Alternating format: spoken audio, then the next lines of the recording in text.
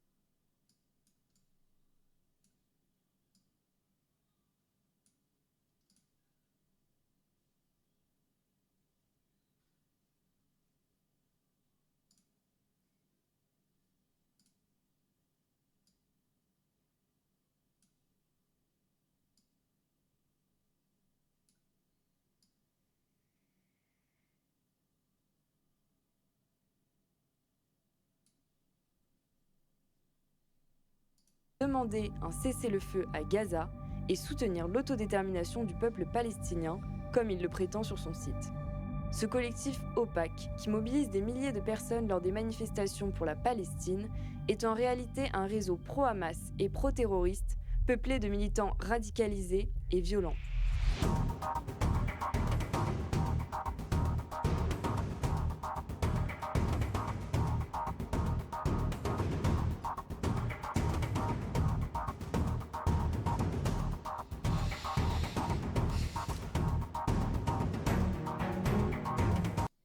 Du terrorisme, militants islamistes comme Elias Dimzalen, antisémitisme, violence, je vous raconte ce que j'ai découvert en intégrant ce mouvement qui a pour ADN la volonté d'éradiquer Israël et qui agit, pour l'heure, en toute impunité.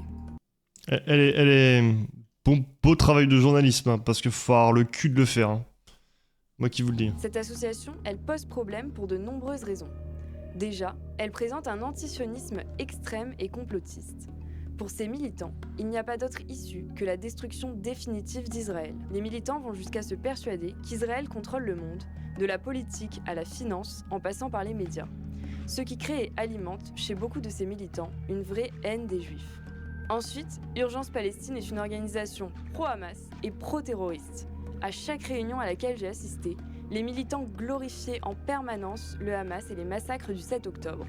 Pour eux, le terrorisme islamiste doit être dédiabolisé, que ce soit à Gaza, mais aussi chez nous, en France.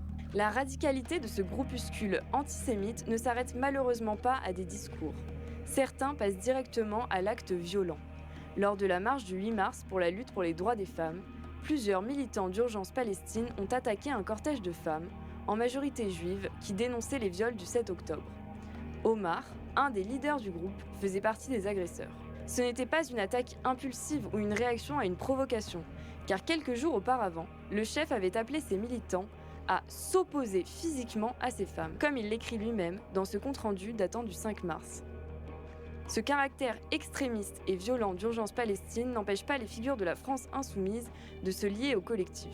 Les élus participent souvent à des rencontres avec les militants et tolèrent leur apologie constante du terrorisme et leur violence.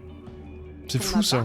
J'ai commencé à m'immiscer dans ce collectif en intégrant une section parisienne, locale, celle du 20e arrondissement. Puis, au fil des réunions et en usant de patience, j'ai réussi à intégrer le comité national d'Urgence Palestine et je me suis retrouvée dans des groupes très restreints et confidentiels dans lesquels j'ai pu avoir beaucoup d'informations.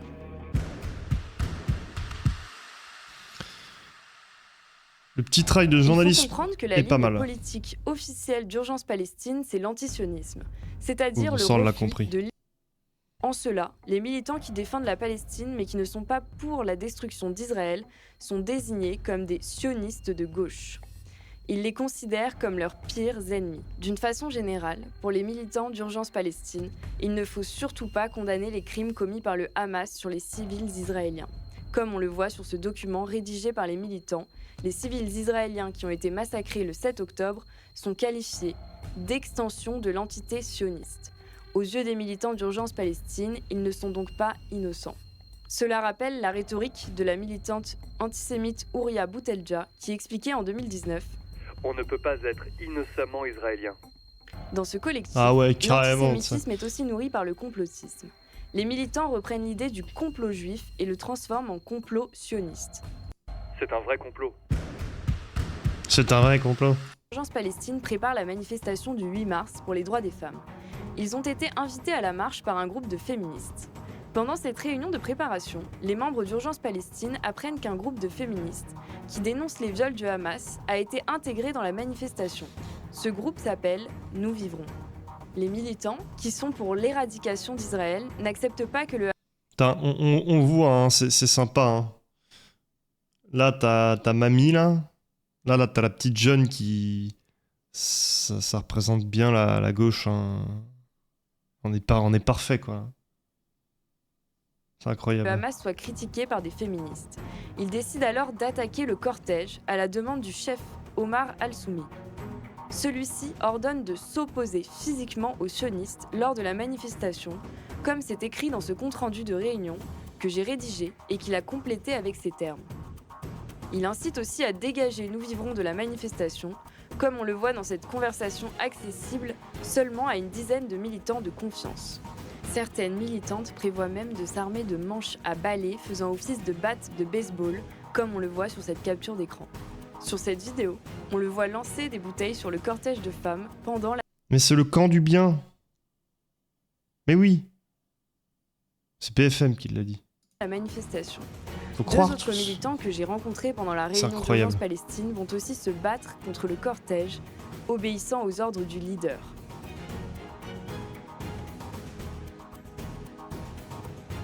Immédiatement après cette agression, les militants qui organisaient la marche décident d'envoyer une version fausse aux médias en faisant croire qu'ils ont été agressés en premier.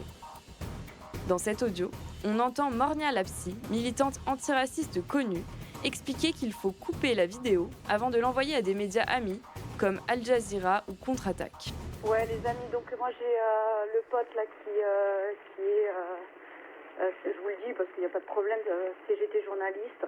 Il essaye de se rencadrer. Bon, il y a la dépêche et tout, l'AFP, il y a eu accès, elle nous est favorable. Hein. Donc on reste sur notre truc, on joue pas ces victoires et tout. Hein. Ils sont sur vraiment le SO, c'est des ouf, ils étaient cagoulés et tout, donc restons comme ça, je pense que c'est la bonne tactique. Et je lui ai demandé s'ils peuvent pas, moi c'était pas cerveau non disponible, mais c'est un autre truc. Où ils ont tout filmé, ils peuvent pas nous envoyer vraiment les extraits où ça commence, parce que le problème de la vidéo de Noman, sauf sinon on la coupe, c'est qu'il faut couper le début, où tu sais c'est dégage, parce que sinon ça fait on les a agressés, voilà. Et, Ah oui, carrément. Et là, peut-être un peu la fin, mais sinon moi je me suis D'accord. informé, il m'a dit qu'il allait vraiment faire son possible pour qu'il nous envoie des images, quand je dis des images c'est des bouts de films, mais il faut qu'on sorte vraiment notre communiqué, ouais, vraiment. Et ouais, et puis du coup, c'est sur tout le monde là, hein, en tout cas. Ouais. 15 ans, la meuf. Lorsque je participe à la réunion de débrief de cette manifestation très violente, le 18 mars, les militants d'Urgence Palestine ne montrent absolument aucun remords. Bien au contraire, ils concluent la réunion en disant qu'il faut qu'ils s'organisent mieux pour mener leurs agressions. C'est ouf, hein.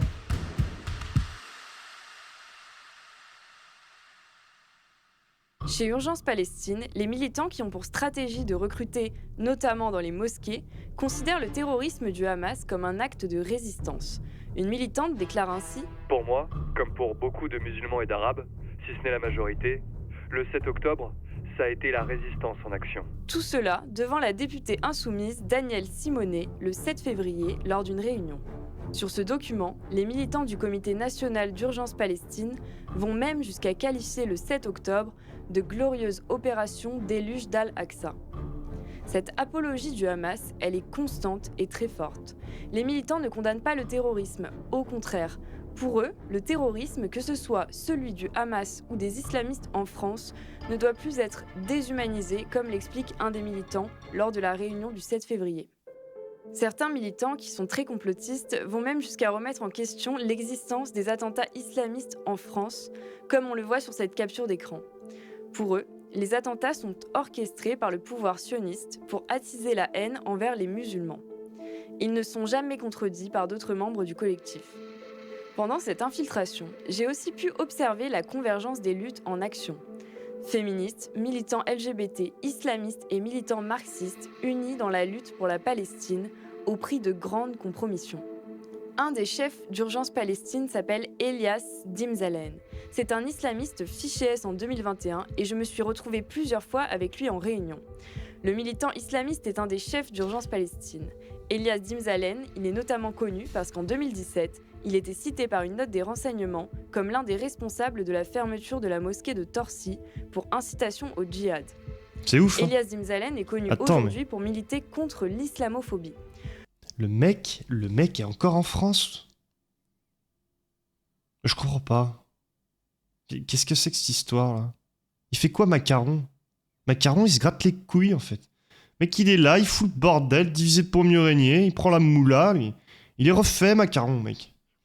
Oh il dit vas-y la droite là, vas-y la gauche là, niquez-vous entre vous, et Macron il prend la moula les gars. Parce que tout ce bordel, là, tout ce merdier, il est accessible, il est valable que parce que Macaron, il fait ces petites pâtisseries, là, tu vois. En fait, il ne devrait pas y avoir ce type de reportage. La gauche est complètement déstructurée, elle est morte. Pour moi, elle est morte. Même si elle est extrêmement drôle. Rions-en. Maintenant, pour moi, on peut ne plus qu'en rire. C'est catastrophique. Et la droite continue à taper la gauche, mais en fin de compte, c'est le pouvoir en place là sur lequel il faut faire quelque chose. Parce qu'en fait, la droite tombe son nez directement dans le caca. En fait, là, elle est en train de jouer le jeu des banquiers au pouvoir. Parce qu'à l'heure actuelle, on a un banquier au pouvoir qui a vendu une grosse partie de la France et qui maintenant s'amuse à diviser le peuple français, diviser les différents partis politiques extrêmes. Enfin, faut-il encore qu'il y ait une extrême droite en France, ça j'en doute. Mais c'est compliqué. Hein. C'est compliqué. Hein. Le prédicateur islamiste considère l'islamophobie comme tout ce qui entrave à la construction de la communauté musulmane, son expression visible et politique. Au fil des réunions, j'ai pu observer de nombreux militants marxistes qui collaboraient avec ces islamistes. Cette alliance ne dérange pas du tout les militants qui estiment qu'il faut s'allier avec eux temporairement pour la cause palestinienne, comme l'explique ce membre du NPA au sujet du Hamas.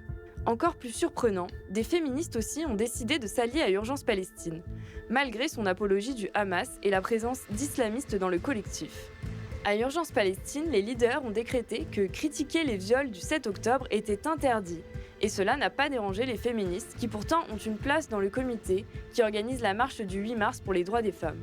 Au contraire, certaines insistaient même auprès de leurs camarades pour ne pas condamner les viols du Hamas, comme on le voit dans cette conversation du groupe AG Féministe Paris Banlieue.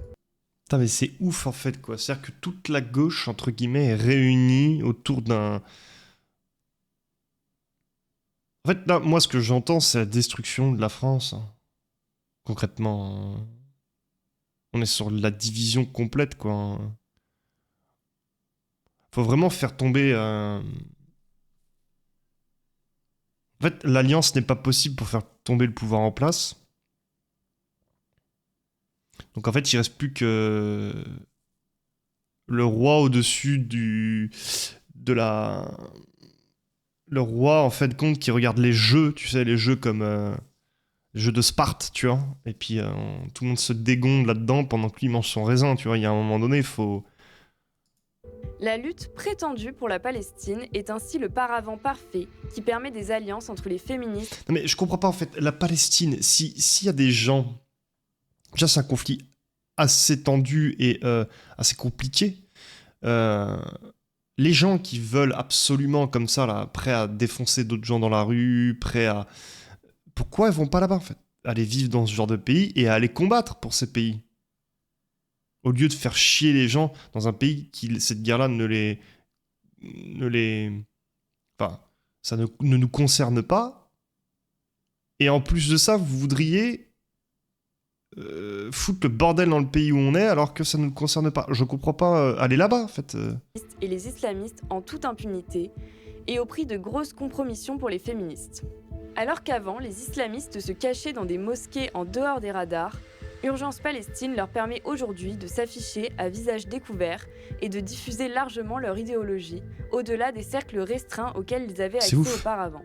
Apologie constante du Hamas et du terrorisme, islamisme, antisémitisme et violence. Aujourd'hui, eu égard à toutes ces informations, notamment la préparation d'une attaque violente et coordonnée par le leader d'Urgence Palestine, action qui a bien eu lieu le 8 mars contre le cortège de Nous Vivrons, il convient de s'interroger sur les raisons pour lesquelles le ministre de l'Intérieur, Gérald Darmanin, n'a toujours pas lancé une procédure de dissolution contre Urgence Palestine. Il n'a pas procédé à la procédure de dissolution. Il n'a pas dissous le truc. Vous voyez, je vous le dis, il y a une manipulation du pouvoir en place, là, des banquiers. Là. Faut s'attaquer absolument au pouvoir en place. Faut rire de la gauche parce que c'est extrêmement drôle, mais le point nommé, c'est réellement le pouvoir en place. À suivre.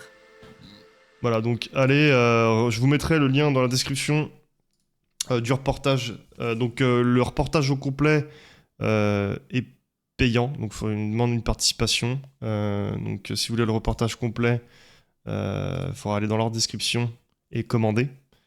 Là, c'était une entracte, mais c'est incroyable. Hein. On se rend vite compte qu'en fin de compte, il y a une énorme manipulation. Et en fin de compte, ils laissent complètement faire la gauche parce qu'ils savent qu'elle est destructrice. Le pouvoir en place, de toute façon, ne fait que de vendre le pays depuis belle lurette. Donc, il y a un moment donné... Ouais, c'est compliqué. Hein. Bon, moi, je vous laisse là. Je vous dis bonne soirée, bonne journée pour ceux chez qui c'est le jour ou pour ceux qui regarderont la vidéo de nuit ou de jour. Je vous dis à très bientôt. Ciao, ciao.